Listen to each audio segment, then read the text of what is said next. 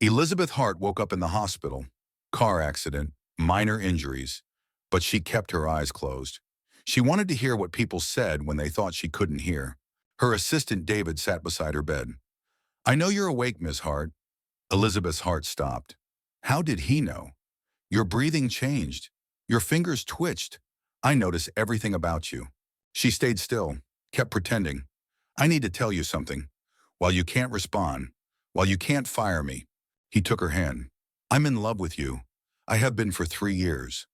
Elizabeth's world shattered. Elizabeth Hart, 43 years old, CEO of Hart Industries, self-made billionaire, was not a warm person. And she made a choice. Keep her eyes closed. "Listen." "Is she okay?" Maria asked. "Doctors say she'll be fine. Concussion, needs rest," David answered. "Thank God. The company needs her. We all need her." Elizabeth felt strange. People actually cared about her. Board members visited. "Without Elizabeth, we're lost. She's the company." Her lawyer visited. "She has no family, no emergency contacts except David." That's sad. Was it? Elizabeth had never thought about it. Then everyone left, except David. She was brilliant, demanding, cold, efficient. David Mitchell, 38 years old. Her executive assistant for 3 years. Quiet, efficient, invisible. She barely noticed him. He was just there, always anticipating her needs, never complaining. He sat beside her bed, silent for a long time. Then he spoke. "I know you're awake, Ms. Hart." Elizabeth froze, kept her breathing steady. How did he know? "Your breathing changed when the nurse left. Your fingers twitched when I sat down. I notice everything about you." Elizabeth's mind raced. Should she open her eyes, acknowledge him? "I need to tell you something. While you can't respond, while you can't fire me for inappropriate workplace behavior." He took her hand, gently. "I'm in love with you. I have been for 3 years, since the day I started working for you." People called her the Ice Queen. She wore the title proudly. Elizabeth's heart pounded. He was in love with her? "I know it's inappropriate. You're my boss. You're Elizabeth Hart. Brilliant, powerful, untouchable. I'm just your assistant. Single dad. Raising a daughter alone. Nothing special." He paused. Elizabeth wanted to open her eyes, to see his face, but she couldn't move. "I've watched you for 3 years. I see things others don't. I see how hard you work, how you sacrifice everything for the company, how you eat lunch at your desk because you're too busy for breaks. I see you stay late every night. Come in early every morning. Never take vacations. Never have anyone to go home to. I see your loneliness. You hide it well, but it's there. In the way you look at families in the office, in the way you avoid company parties, in the way you fill every moment with work." Elizabeth felt tears building. He saw her, really saw her. "I want to tell you about my daughter, Lily. She's 8, loves reading, wants to be a scientist. She asks about you sometimes." "What's Ms. Hart like?" she asks. I tell her you're brilliant, strong, a little scary, but fair, kind under the surface. She wants to meet you. I've told her that's not appropriate. You're my boss, not my friend. But Lily says, "Daddy, everyone needs friends." She's right. "Emotions are weakness," she told her board. "Feelings don't make money." David's voice cracked. "I shouldn't be telling you this. If you're really awake, you'll fire me tomorrow. I'll deserve it, but I need to say it. Just once. I love you, Elizabeth. Not because you're powerful or wealthy, but because of who you are when nobody's watching. The woman who donated anonymously to my daughter's school? Yes, I found out. The woman who gave me time off when Lily was sick without docking my pay. The woman who works herself to exhaustion because she's afraid to stop, afraid to feel, afraid to be human. You deserve happiness, love, a life beyond this company, but you're too scared to reach for it." He stood, let go of her hand. "I'll be here when you wake up, pretending this never happened, being your efficient assistant, watching you from the background, loving you in silence. Goodbye, Elizabeth. I hope you heard none of this." He left. Elizabeth lay still, tears streaming down her face, unable to move, unable to process. David loved her for 3 years, and she'd never noticed. She'd built her company through ruthlessness. No personal relationships, no distractions, just work. He'd seen her loneliness, her fear, her humanity, everything she tried to hide. And he loved her anyway. What was she supposed to do with that? The next morning, Elizabeth woke up. Doctors cleared her. Minor concussion, could go home. David appeared, professional, distant. No hint of his confession. Good morning, Miss Hart. I've arranged your discharge. Car is waiting. Thank you, David. Of course. I've also rescheduled your meetings. You should rest for a few days. That's not necessary. Doctor's orders. I've already informed the board. Until the accident. Elizabeth studied him, saw nothing, no emotion, no vulnerability. Had she imagined the confession, dreamed it? David, were you here last night at the hospital? Yes, I stayed to ensure you were okay. Did you say anything to me? His expression didn't change. No, Ms. Hart, you were unconscious. I simply sat with you. He was lying. She knew it. But why? I see. Thank you for staying. It's my job. Was it? Sitting vigil at her bedside? Confessing love he thought she couldn't hear? She was driving home late, exhausted from a 14-hour day, swerved to avoid a deer, hit a tree. In the car, Elizabeth couldn't stop thinking about it. David loved her, had loved her for 3 years, watched her, cared about her, saw through her ice.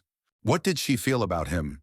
She'd never thought of him romantically. He was just David, efficient, reliable, always there. But now she couldn't unsee it.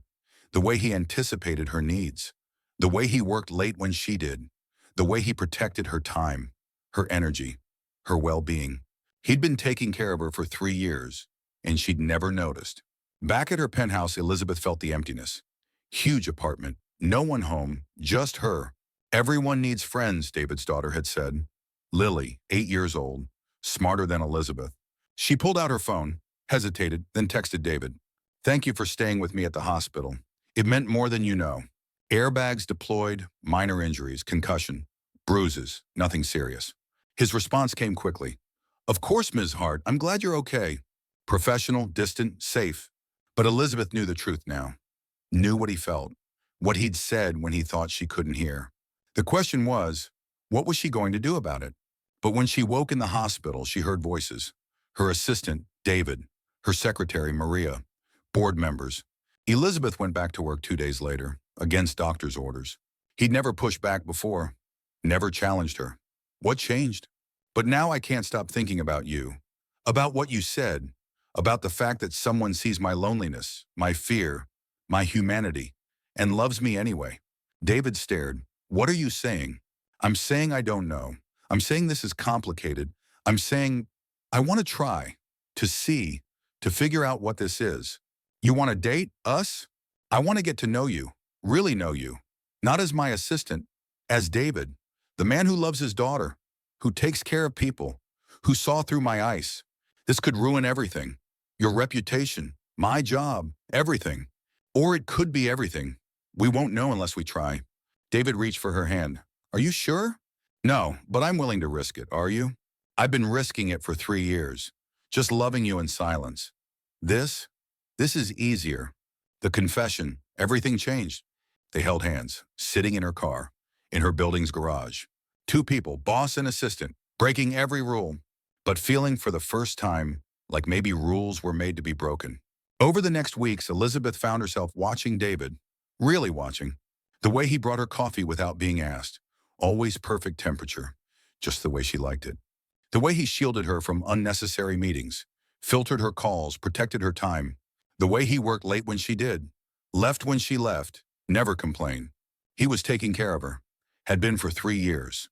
One evening, working late, she asked, David, why are you still here? You're still here. That's not an answer. Ms. Hart, you should rest, David said. You work late. Someone should make sure you eat. Rest. Don't work yourself sick. That's not your job. Maybe not, but someone should do it. Elizabeth felt something crack. Why you? David looked up from his laptop, met her eyes. Because no one else does, and someone should. I don't need caretaking. Everyone needs caretaking, Ms. Hart, even you. She wanted to argue, to insist she was fine, but she wasn't. She was exhausted, lonely, hollow. When did you last eat? David asked. Lunch. I'm fine. I have a board meeting. That was 9 hours ago. Come on. Where? Dinner, my treat. Consider it compensation for making me work late. I don't make you. Yes, you do, but I don't mind. Come on, you need food. They went to a small restaurant. Nothing fancy. David's choice. This is modest, Elizabeth observed. It's good, trust me. They ordered, ate, talked, really talked. Tell me about Lily, Elizabeth said. The board meeting was rescheduled. You need to recover. David's face lit up. She's incredible, smart, funny, resilient. Her mother left when Lily was 2. Couldn't handle single parenting. I haven't heard from her since. I'm sorry. Don't be. Lily and I are better off. We have each other. That must be hard, raising a child alone. It is. But she's worth it. Every sleepless night, every worry, every sacrifice. She's my world. Elizabeth felt something she'd never felt. Envy of David's love for his daughter, of their connection. You're lucky to have someone who matters that much. You could have that too. David, I'm fine. How? I don't have children, don't have family, don't have anyone. You could, if you let people in. Elizabeth looked away. I don't know how. Yes, you do. You just did. By having dinner with me, by talking, by being human. This isn't appropriate. You're my employee. We're 2 people eating dinner. That's all. Nothing inappropriate about that. But it felt inappropriate because Elizabeth was thinking things she shouldn't. About David. About his confession. About what if. They finished dinner. David insisted on paying. I said my treat. You can't afford. I can afford a dinner, Ms. Hart. Please, let me do this. He looked at her. Really looked. No, you're not. You're pushing yourself. Like always. She did. Let him pay. Let him take care of her. It felt strange, good, terrifying. In the car back to her office, Elizabeth asked, why did you stay at the hospital? David was quiet. Because someone should have. And no one else did. That's not your responsibility. Maybe not, but I wanted to. I needed to know you were okay. Why? He looked at her. Long moment, then away. Because I care about you. As my boss, as a person. He was lying again. Or rather, not telling the whole truth. David, at the hospital, when I was unconscious, did you say anything? His hands tightened on the steering wheel. Like what? Excuse me? Anything, anything at all. I don't remember why. Just curious. Ms. Hart, if I said something inappropriate while you were unconscious, I apologize. I was worried, stressed, not thinking clearly. So he did say it. It wasn't a dream. What if you did say something? Hypothetically. What would you have said? David pulled into her building, parked, turned to her. Hypothetically, I would have said that you deserve better. Better than this empty life. Better than loneliness disguised as success. Better than working yourself to death. I would have said that someone should love you, really love you, see you, care about you. And hypothetically, what if I told you someone does? Nothing. I apologize. I'll prepare the meeting materials. Elizabeth's breath caught. Who? David looked at her, intense, vulnerable. You know who. They stared at each other, tension thick. David, we can't. I know, you're my boss. It's inappropriate, forbidden. I know. But I can't stop feeling it. I've tried. For 3 years, I've tried. It doesn't go away. Elizabeth felt something break. The ice, the walls, everything she'd built to protect herself. I heard you. At the hospital, I was awake. David's face went white. What? He left. Elizabeth stared after him. I heard everything. Your confession. Your feelings. Everything. Miss Hart, I'm so sorry. I'll resign. No, don't, please. But I crossed a line. David, stop. Let me talk. He closed his mouth, waited. I heard you say you loved me. That you'd loved me for 3 years. That you see me. Really see me. I'm sorry. Stop apologizing. I heard you. And I don't know what to feel. I've never thought about you that way. You were just my assistant. Efficient. Invisible. I understand dating as boss and employee was complicated. Dangerous. Potentially disastrous. Thank you, David. Elizabeth experienced motherhood. Late, but fully, and she loved it. I thought I didn't want this, she told David. Kids, domesticity, chaos. And now I can't imagine life without it.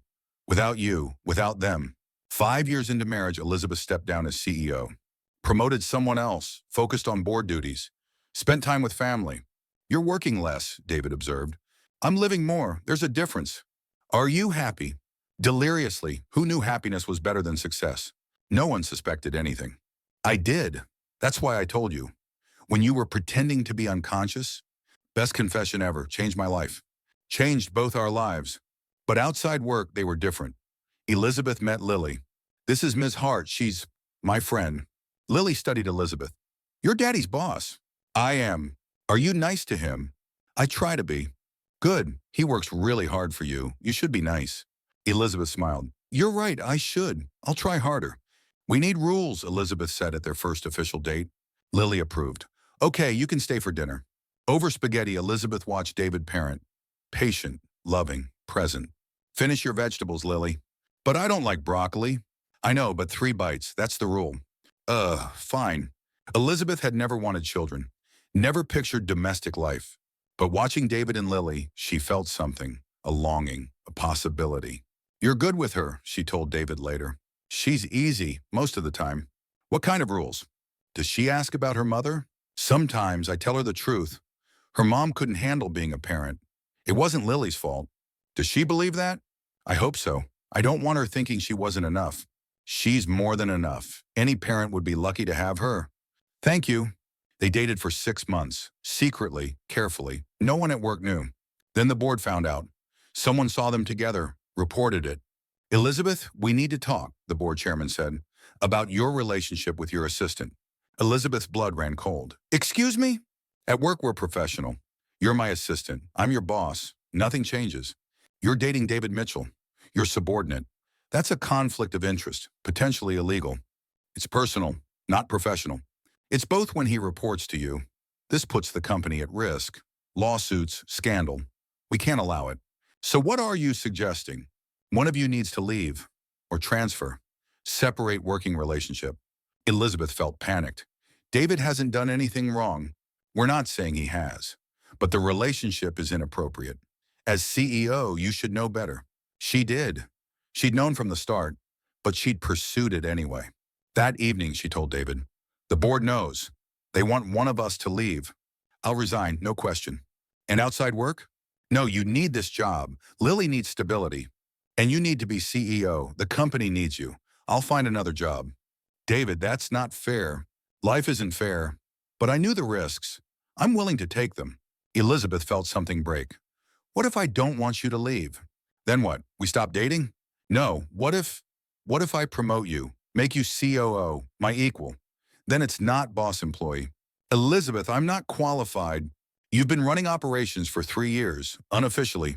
You know this company better than anyone. You're absolutely qualified. The board will never approve it. Outside work, we're, whatever this is, trying, learning. I'm the CEO. I make the final call. I'll fight for this. For you. For us. David stared. Why? Why risk everything for me? Because you saw me when no one else did. Because you loved me when I was unlovable. Because for the first time in my life, I'm not lonely. That's worth fighting for. Elizabeth proposed David's promotion at the next board meeting.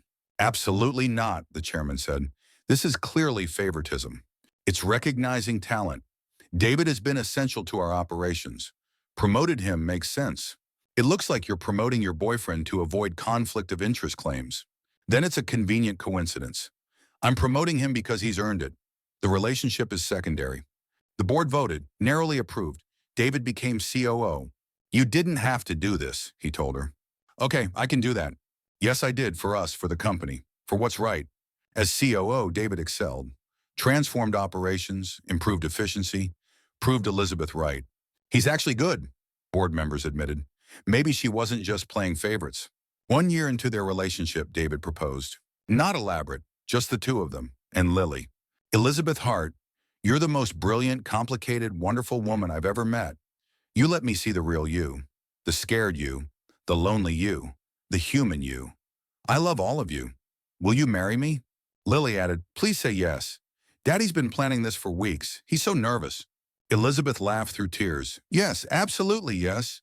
They married quietly, small ceremony. Lily as flower girl, a few close friends. In her vows, Elizabeth said, I pretended to be unconscious after an accident. Wanted to hear what people said when they couldn't see me listening. You confessed you loved me. Saw through my pretending. Through my walls, through my ice. You made me human again. Thank you for loving me. For seeing me. For refusing to give up on me. They tried, it was hard. David's vows. I loved you for 3 years in silence. Watching you work yourself to exhaustion. Watching you hide your humanity. Watching you be alone. I confessed when I thought you couldn't hear. You heard everything. And instead of running, you took a chance. Thank you for being brave, for trying, for loving me back. Lily insisted on her own vows. Elizabeth, thank you for making my daddy happy. He smiles now, real smiles, not fake ones. You're my family now. I love you. Elizabeth sobbed. I love you too, Lily. Thank you for sharing your dad with me. After the wedding, they blended their lives. Lily moved into Elizabeth's penthouse, brought chaos, noise, life. It's so loud now, Elizabeth observed. Too loud, David asked. Perfect. I didn't realize how silent it was before, how empty. Lily thrived, having a mother figure, stability, love.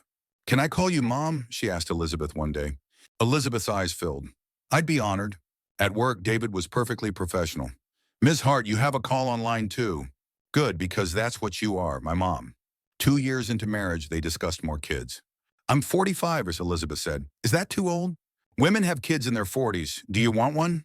I never thought I did. But now, with you, I want to experience it. Pregnancy, birth, all of it. Then let's try. They tried for a year, nothing. Fertility treatments, stress, hope. Finally, Elizabeth got pregnant at 46. High risk, monitored closely. Their son was born healthy. They named him James, after David's father. Lily, now 12, was obsessed.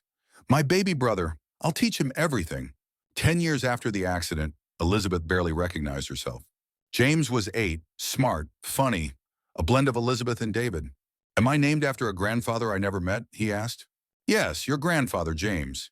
He would have loved you, David said. Tell me about him. David did. Shared stories, memories, legacy. I wish I'd met him. Me too, buddy, me too. David continued as COO. Elizabeth on the board. They work together, differently now, as partners, equals. We make a good team, David said. The best team. She was softer, warmer, present. 15 years after the accident, they renewed their vows. A big celebration, family, friends, colleagues who'd watch their journey.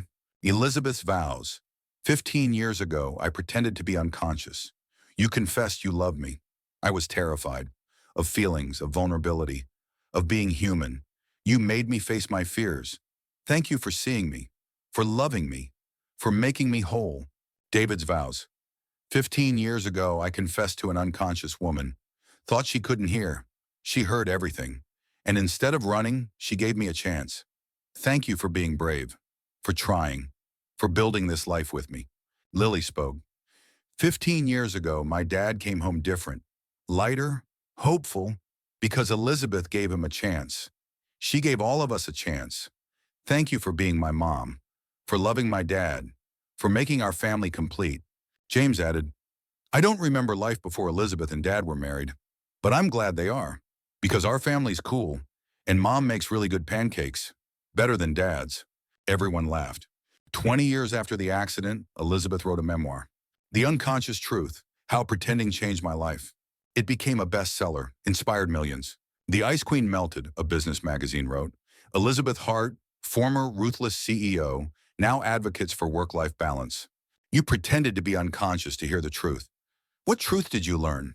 That I was loved, seen, valued, not for my success or money, but for me, the messy, complicated human me. That truth changed everything. What advice would you give?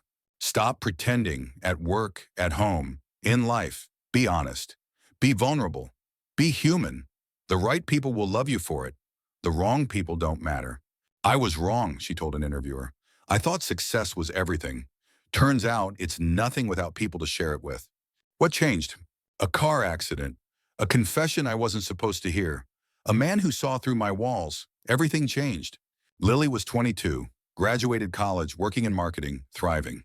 I want to thank you, she told Elizabeth, for being my mom, for choosing us, for showing me what love looks like. Thank you for letting me be your mom. You made me a mother before I had James. That gift is immeasurable. 25 years after the accident, Elizabeth was 68. David was 63. Best decision I ever made, confessing. Even though I thought you couldn't hear. What if I really had been unconscious? Would you have still said it? Probably. I needed to say it, even if just to myself, to acknowledge it was real. I'm glad I heard. Changed everything. They visited the exact room. Now renovated, different, but still meaningful. I lay here listening, terrified, feeling everything I'd tried to avoid. And I sat there confessing, thinking you'd never know. But I did know, And I couldn't unknow it. Had to face it. Face you. Face myself. Are you glad? More than anything, that confession saved me. From myself. From loneliness. From emptiness. Both retired, living quietly, enjoying grandchildren. They placed a plaque. Private, just for them. In this room, truth was spoken. Love was confessed. Lives were changed. 25 years of gratitude. 30 years after the accident, they celebrated their 30th wedding anniversary. A massive party, family, friends, colleagues, everyone who'd been part of their journey. 30 years, Elizabeth marveled. From boss and assistant to partners and everything. 30 years of love, David corrected. 33 if you count the 3 years I loved you in silence. Those count double. Unrequited love is harder. Worth it, though. Let us hear. Lily spoke to the crowd. My dad loved Elizabeth for 3 years before she knew. Confessed to an unconscious woman. She heard everything. Took a chance. Gave us all a family. That's brave. Both of them. That's love. James added, I only know my parents together, but I've heard the story. How they broke rules. Took risks. Chose each other. That's what I want someday. Someone who sees me. Really sees me. Like mom saw dad, and dad saw mom. Lily had 3 kids, James had 2. Their home was full of noise, chaos, love. 35 years after the accident, Elizabeth wrote her final book. The Gift of Pretending, What I Learned by Listening. Her last chapter. I pretended to be unconscious, to hear truth, to escape. But really I was unconscious. To life, to love, to humanity. David's confession woke me up, made me face myself. I've spent 35 years awake, alive, present, best 35 years of my life. The book's dedication to David, who loved me when I was unlovable, who saw me when I was invisible, who woke me up when I was unconscious to life. Thank you for everything. 40 years after the accident, they sat on their porch, watching sunset. 40 years since the accident, since the confession. Best accident ever. Best confession ever. Do you ever think about what if? What if you'd really been unconscious? What if you hadn't heard? All the time, we wouldn't be here. I'd still be alone. Cold, empty. Remember when your place was silent? David asked. I'd still be watching you from the sidelines. Loving you in silence. I'm glad we're not there. I'm glad I heard. I'm glad you were brave enough to speak. I'm glad you were brave enough to admit you heard. To take a chance on me. They held hands, comfortable after decades together. What's the secret? A reporter once asked them. To a successful marriage? Elizabeth answered, honesty. David confessed when he thought I couldn't hear. I admitted I heard when I could have pretended I didn't. We've been honest ever since. Even when it's hard. David added, seeing each other, really seeing. Not the surface, the depth, the real person underneath. I saw Elizabeth's loneliness. She saw my love. We built from there. 45 years after the accident, Elizabeth passed away. Peacefully, surrounded by family. Her last words to David, thank you for seeing me, for loving me, for waking me up. Thank you for hearing me, for taking a chance, for giving me 45 years of love. I hated that silence, didn't realize it at the time, but I was dying inside. Not 45, 48. Those 3 years of silence count. David smiled. 48 it is. Best 48 years of my life. Mine too. See you on the other side. I'll be waiting. 2 years later, David joined her. Heart failure. Quick, peaceful. Their joint headstone read, Elizabeth and David. She pretended to be unconscious. He confessed anyway. Love found a way. 1980, 2025, and 1985 to 2027. Together forever. Lily and James created a foundation. Teaching emotional honesty, vulnerability, connection. Our parents taught us that truth heals. That honesty matters. That love requires courage. We share that lesson. The foundation helped thousands. Learn to be honest, vulnerable, human. And now, all because one woman pretended to be unconscious. And one man was brave enough to speak his truth anyway. If this story moved you, subscribe to VML Stories for more tales of vulnerability, courage, and love found in unexpected moments. Hit that like button, drop a comment sharing your thoughts, and share this with someone who needs to remember that sometimes the truth spoken in silence is the loudest of all, because sometimes pretending leads to the realest truth. See you in the next story. Now it's loud, messy, perfect. I'm alive. They returned to the hospital, where the accident brought her, where David confessed. This is where it started, Elizabeth said, where I pretended, where you told the truth.